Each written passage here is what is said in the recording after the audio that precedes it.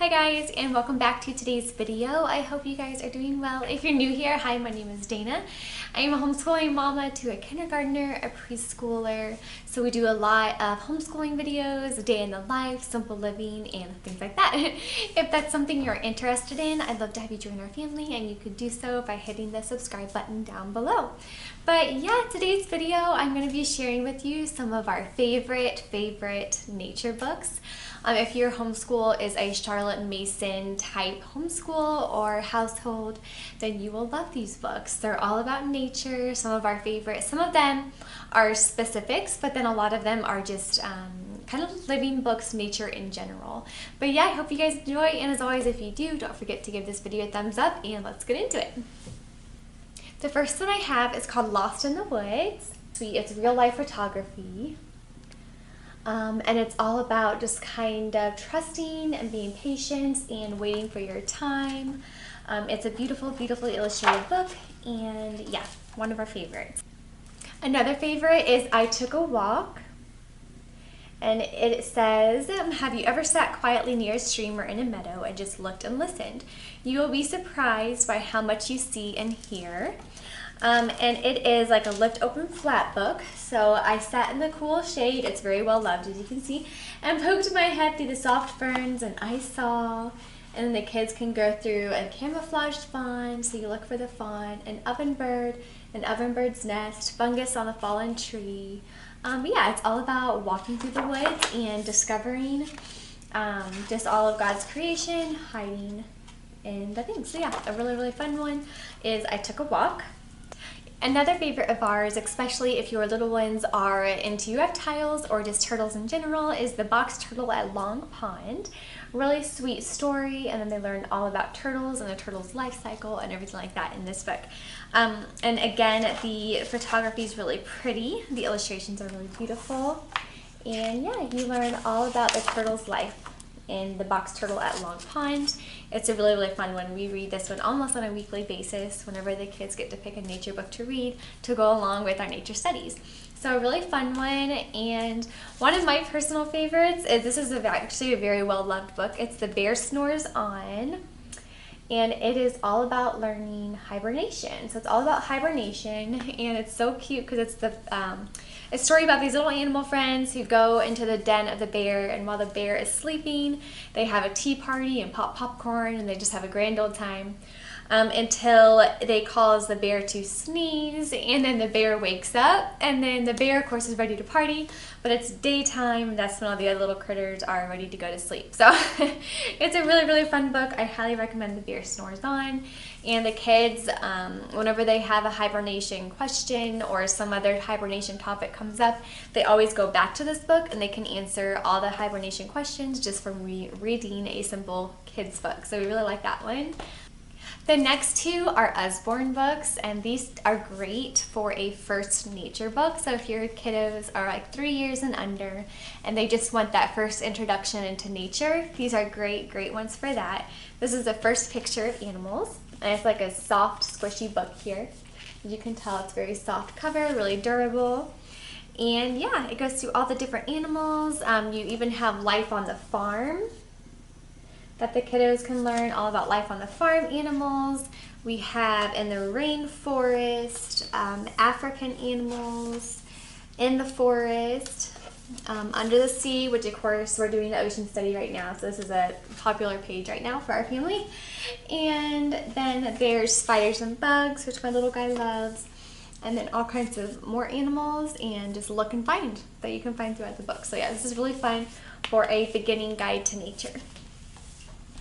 Another great book that my kids use all the time, I've talked about it in a lot of my videos, is The Thousand Things in Nature. And it is what it is. It's 1,000 things in nature. But you start with your meadows and fields and backyard wildlife. And yeah, every page is packed full of so many nature things. You have your feathers, eggs, and nests, your creepy crawlies, your fruits, leaves, and seeds, plants and flowers. You have everything that you would ever find in the jungle, everything in the woodlands and forests. You have everything in the mountains, savannas and grasslands, everything in the desert, ice and snow, and so on and so forth, of course, under the sea page. And you even have all the trees here.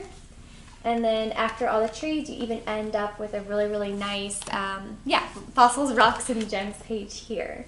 So this is another really, really fantastic book, especially if your kiddos are really young and they just want to get a glimpse of every category in nature. I would highly recommend this one too.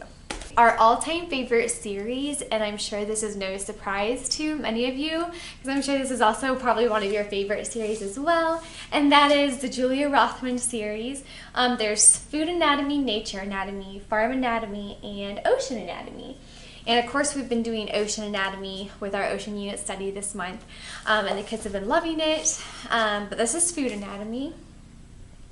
And I say nature only because there's a lot of gardening things in here. You have the anatomy of your corn and just different type of farm plants in here as well. So there is a lot of nature and everything mixed in with just regular farm life. And there's all things about fish, how to cut fish, and that, yeah, speaking of which, roosters out there again, just ignore them. And then, of course, our most loved Nature Anatomy. As you can tell, the binding's getting very worn. We look at this all the time. But it has anywhere from learning about the water cycle to different weather things to all the different birds' nests and everything like that. So it's a great, great book. And again, you can look at this. This is actually a really neat illustration, the writing log. You can start this when they're like 2 years old. I know Ellie has loved looking at this pretty much forever. And they have the anatomy. I love the anatomy of all the animals that she does. She does them beautifully. They're just beautifully done. So that's Nature Anatomy. And then the third one in the series is Farm Anatomy. And they have so many fun different things. They have all the different bugs, like bugs to keep out of the garden. This is kind of fun. But all the bugs to kind of keep out of the garden. So anything that you would want to do on the farm, all the chickens, all the goats, all the cows, all the different horses, and everything like that. So everything that you would ever want to know about a farm is in this book, so it's really fun. And then the last one, the most newest one of her series, is, of course, Ocean Anatomy. I talked about this in our Ocean Unit study video. I'll have it linked up above if you want to take a look at that. But yeah, the illustrations, again, are beautiful. You have the tidal zones here. And my kiddos this is probably their newfound favorite. And there is the Anatomy of the Seahorse, which they also love too. But yeah, a really, really great resource, and I believe if I can find it, I believe it's Nature's Workshop. Yeah, they have all 4 of these plus the Nature Journal sold as a set, so you can get all 4 of them. And yeah, I really have really loved these, and I would know your kids would too. Another set that I have is Adventure with Barefoot Critters and Counting with Barefoot Critters. Here's the Counting with Barefoot Critters, and I just put this in our nature category book only because it had to do with obviously the barefoot little forest animals. And the illustrations are adorable, but you go through, counting with barefoot critters, like what you would do on day 1. So a quiet day reading is perfect for 1. Books take you to everywhere under the sun, but when the story is over, you might start to feel blue and realize your day would be better with 2. So every page kind of flows into the next page. It's very, very well done. It goes all the way, I believe, to 12. It just goes through all the adventures of all the forest friends, and with all the numbers, you go through different seasons and everything like that. So just really, really beautifully illustrated. And yeah, we really like this one. And again, the Barefoot Critters are adorable. Goodness, we woke up from our nap. Yes, we did. We just woke up, didn't we? Yeah. Another favorite series of mine is The Butterfly is Patient. And I say series, I believe there's A Butterfly is Patient and An Egg is Quiet are 2 out of the series that we have. This is The Butterfly is Patient. The beginning, I'm going to do this with one hand, so that might take me longer, but that's okay. Yeah, but the beginning, you go through all of the caterpillars, the beginning stage of the butterflies, and then you just go through kind of like the butterfly life cycle, the life of the butterflies. A Butterfly is Creative, and it's just a beautiful, beautiful book. And the kids learn all about the butterfly life cycle. and as well as learning how to be patient as well, because everything that is beautiful does take time to create. So really fun book. And then we also have An Egg is Quiet as well. My last one is definitely, it's the newest one of our nature book collection. We discovered it just a few weeks ago, and we actually, I think it just was published recently too, like it's brand new, but it's called A Year in Nature, and it is actually a carousel pop-up book, as you can see here. You can either set it up on your table, and what you do is you tie it. You can tie it together, I'll show you here in a minute.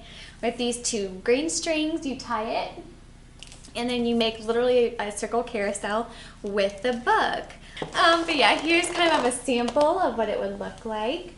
But yeah, it actually opens up into this just giant circle, and you can see all about the 4 different seasons. It starts in spring, summer, fall, and winter, and you literally go through all 4 seasons. You learn kind of what's under the ground during each season, what lives up in the tree in each season, what wildlife is around in each season, and overall it's just a great resource, and my kids have loved it. Mostly because it's very different than any other nature book that we have because of the carousel. But yeah, this is what it looks like. It folds out into the big circle. And then we start, of course, with spring. This is your spring season. And then you can turn it and it goes to your summer. It goes into your fall. And of course your last one is winter over here. But yeah, it is really big, as you can tell, and very detailed. I don't know if you can see all of the detail in it here. But yeah, it is just beautifully, absolutely beautifully done. You can just set this whole thing on the middle of your table if your table is big enough. Just set it on the middle of the table, and then it's a really fun conversation piece for dinner time. And we've been able to learn a lot just about the 4 seasons, and kind of, you know, we've learned more about hibernation, like what hibernates underground in the winter versus when it comes up in the spring and summer, and everything like that. So it's been really fun to add to our nature collection. Well guys, that is it for today. I hope you enjoyed getting to look at some of my favorite nature books. I know I say my favorite, but they're really our kids' favorite as well. They have absolutely loved them. And yeah, I hope you guys have a great rest of your day. And as always, if you did enjoy this video or want to see more content or book reviews like this, don't forget to give this video a thumbs up. And I will see you in our next video. Bye guys.